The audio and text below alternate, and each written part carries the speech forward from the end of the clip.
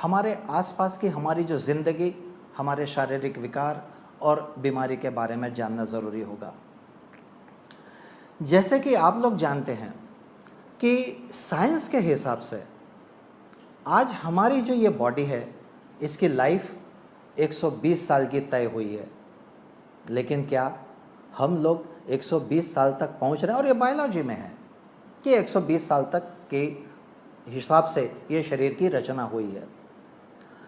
हम अगर हमारे पूर्वजों के तरफ नज़र डालें तो हमें इस चीज़ के उदाहरण मिलते थे कि उनकी ज़िंदगी 80, 90 और कभी कभी तो 100 साल तक होती थी। चश्मा नहीं, बाल बराबर, चलने में कोई प्रॉब्लम नहीं, बीमारी में कोई प्रॉब्लम नहीं।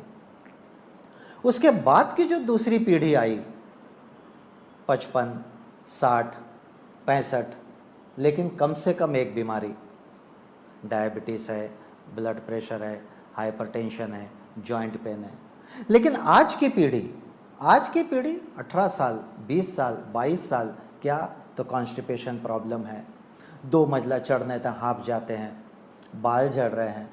इन सब की वजह क्या शरीर में जो शरीर की रचना पूर्वजों के समय थी और आज है, क्या उसमें कोई फ़र्क है? नहीं, वही हड्डियाँ, वही ब्लड। लेकिन आज का जो माहौल है, क्यों कि आज पहले जो खाना खाया जाता था वो खाना शरीर की तंदुरुस्ती और शरीर के विकास के लिए खाया जाता है, लेकिन आज का खाना खाने से शायद प्रॉब्लम हो रहे हैं। अब इसकी वजह क्या है? तो ये क्यों हो रहा है सब? तो इसकी वजह यही है कि आज पहली बात तो हमें यह पता नहीं कि हम क्या खाएंगे तो क्या प्रोटीन मिलेगा, क्या खाएंगे तो क्या विटामिन मिलेगा, क्या खाएंगे तो क्या मिनरल्स मिलेंगे। और आप सभी इस बात से एग्री होंगे कि शरीर के लिए protein, vitamin, nutrition, antioxidant, minerals, ये सब कुछ ज़रूरी है। लेकिन ये मिलेंगे कहाँ से? तो इसकी एक तो हमको जानकारी नहीं है। चलिए साहब, हमने कहीं से जानकारी जमा कर ली, कोई बुक पढ़ ली और देख ली, तो हमको पता चल गया भाई पालक में आयरन मिलता है, एप्पल में विटामिन ए मिलता है, ऑरेंज में विटामिन सी मिलता है। चलिए, लिस्ट आ गई हमारे पास। लेकिन आज घर में अगर 4 लोग हैं और 4 के लिए एप्पल, 4 के लिए मौसम्बी या 4 के लिए संतरा, तो क्या ये अफोर्डिंग कैपेसिटी में आता है आज? चलिए साहब, जानकारी भी है, अफोर्डिंग कैपेसिटी भी है, लेकिन क्या अब वो पालक में, वो एप्पल में, वो मौसम्बी में वो विटामिन, वो न्यूट्रिशन, वो प्रोटीन बचे हैं? कि प्रिजर्वेटिव, पेस्टिसाइड और ये सब फर्टिलाइज ने उसके विटामिन को ख़त्म कर दिया है। आज हम फसल 2 की जगह 4 बार ले रहे हैं। कहाँ से रहेगा ज़मीन में वो उपजाऊ? उसकी वजह से ये आज हम चाह कर भी हमें वो चीज़ नहीं मिल रही है। आज का हमारा जो खाना है, वो हमारा खाना हम लोग शरीर की ज़रूरत के मुताबिक नहीं ले रहे हैं। हमारे पास खाने के 2 क्राइटेरिया है। पहला क्राइटेरिया, टेस्ट को क्या पसंद है, वो हम खा रहे हैं।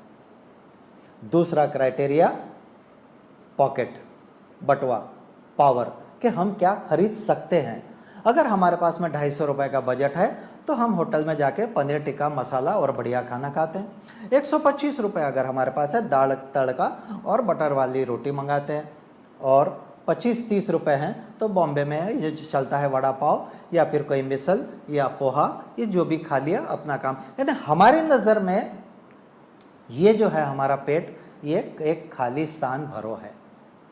जैसा परीक्षा में प्रश्न आता था, फिल अप द ब्लैंक, तो ये खाली स्थान भरने की बात हम कर रहे हैं। हमने शरीर को इस नज़रिए से नहीं आज तक का खाया कि हमारे को ज़रूरत किस चीज़ की है।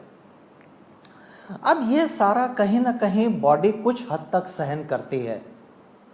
और जो लोग साइंस के जानकार हैं वो जानते हैं कि हमारी टोटल जो बॉडी है ये मॉलिक्यूल्स और सेल्स पर चलती है। अगर सेल्स इनएक्टिव या डेड तो टिश्यूज इनएक्टिव या डेड, और टिश्यूज डेड तो वो ऑर्गन डेड। आज हम जो थेरेपी कर रहे हैं, जो इलाज कर रहे हैं, वो ऑर्गन थेरेपी पर भी इलाज कर रहे हैं। ये दर्द हो रहा है, इसकी दवा लो, ये दर्द हो रहा है, इसकी दवा लो, ये प्रॉब्लम है, इसकी दवा लो। लेकिन रूट में जाने को कोई तैयार नहीं है कि ये हुआ क्यों। थोड़ा सा हमको इस पर देखना पड़ेगा। 1940 और 45 के बीच में एक रिसर्च हुआ था और उसको रिसर्च किया है डॉक्टर लाइनस पॉलिंग ने, और उन्होंने ये जानकारी दी कि जो भी बॉडी में प्रॉब्लम होते हैं, चाहे सिर के बाल से हो या पैर के नाखून तक, वो प्रॉब्लम होते हैं हमारे बॉडी सेल्स की वजह से। और ये बॉडी में जो सेल्स है वो 1, 2 लाख, 10 लाख नहीं, 60 लाख करोड़ है, जिसको बोलते हैं 60 ट्रिलियन। और समझने के लिए कि 60 के आगे आप 13 शून्य लगा दीजिए तो ये फिगर आएगा। और ये बॉडी सेल्स 3 प्रकार के होते हैं।